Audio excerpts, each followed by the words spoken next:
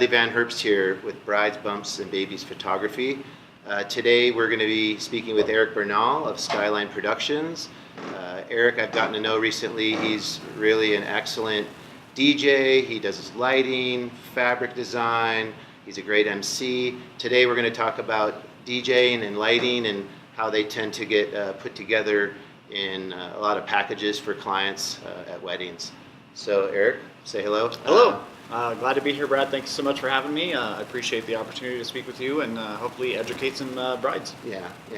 Actually, not even brides, it's couples in general, actually. So, yeah, in the event industry. So. Yeah. So, just before camera, we were talking about how we package DJ and lighting together in our conversation. But then I was asking, well, they are separate things, obviously. You're sure. DJing and lighting, but the packages go together. So, just let's talk about your DJing style, your experience level. I know you've got years and years of experience. I've witnessed it in person. Maybe just talk about longevity, what you learned over the years, maybe how you have done even like clubs and stuff like that, and how that can parlay into weddings. Sure, I'd love to do that. Actually, I started DJing in about 1996. I was in just out of high school, moved to California.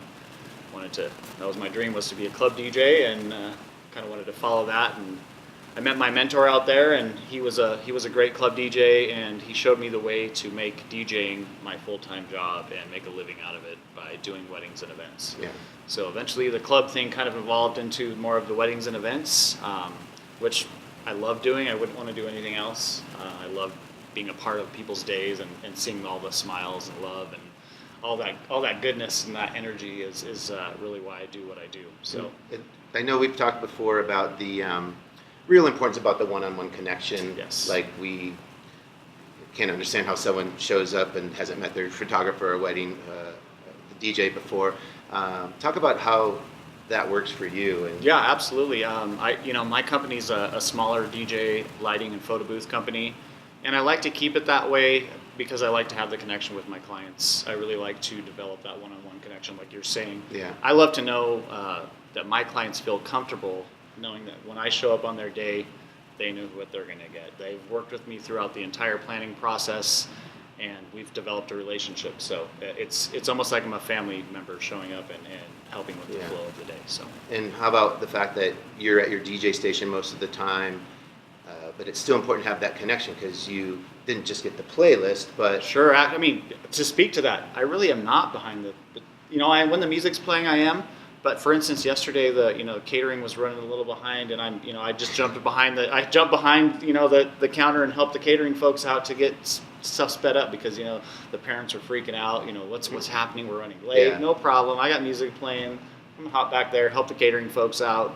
It's really a team effort, and that's all part of who we are. And that's a whole other segment that could probably come into all of my guests on these video blogs, is how we talk about being a good team vendor. But let's table that because we know that can be its own segment. Yeah, and totally can. So but there's just so much more than actually playing music that goes into what we do. Yeah.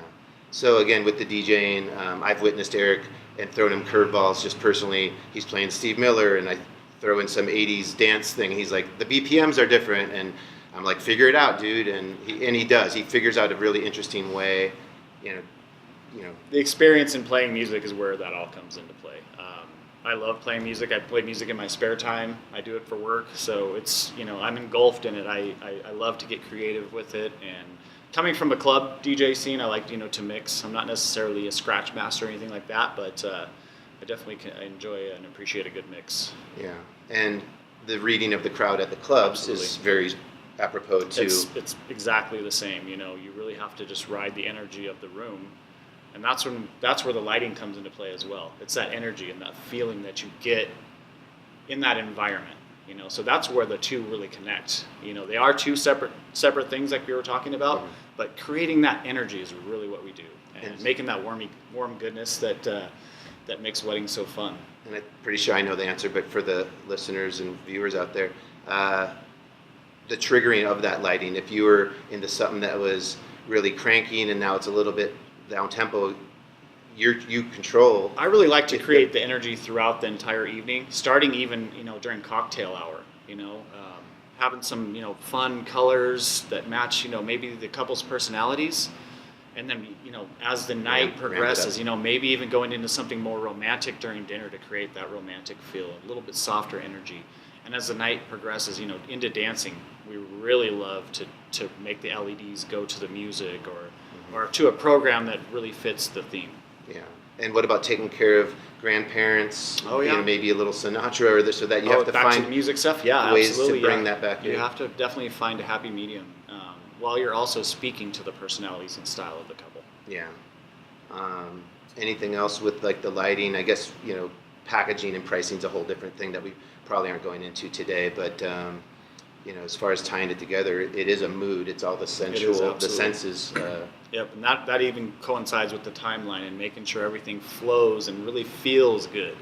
You don't want your guests leaving with a weird feeling in there. It just didn't feel good. You want everything to just come together, really feel good, and just be really happy and fun. That leads me to probably the last question to tie this together is, so here you are, club DJ experience, wedding and corporate events experience, been around the block, all the stuff you just talked about, you're tying it together, and then there's the timeline. Sure. And you're cranking something, you're going, but you have to be sort of part producer too, and be looking at the timeline. Absolutely. Wedding planner hopefully comes up, and you're like, maybe even ask for, can we have one more? They're having a blast, and she agrees that it's okay, the dessert's not going to melt or whatever. And that's back to the team playing is adhering to the fact that it's an event, but it's a party. So I think party wins over timeline sometimes. Sure.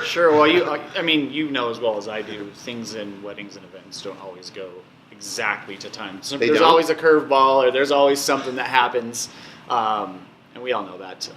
But it's just how you deal with those things and roll with the flow. Like the timeline thing, I like to spend a lot of time with my couples and clients, really working on that timeline, planning the music out, so that we really know it's going to work. Like I said, there's always a curveball. You just have to be prepared for that stuff. And all you brides out there, he's not the wedding planner. When he talks about the timeline, he's working with closely you and your planner. So hire a planner. That's a whole nother series, and I'll be speaking and interviewing and chatting with tons of A-level Colorado wedding planners. So those will be coming up in the series too. But I think that could wrap up this segment, unless there's something that really felt. I think this is finished with a high five. Yeah, man. Thanks for having me, Brad. So we'll be continuing this series, and the next module we'll be talking about fabric and design beyond just lighting. Absolutely, I'd love to do that. Okay, and scene.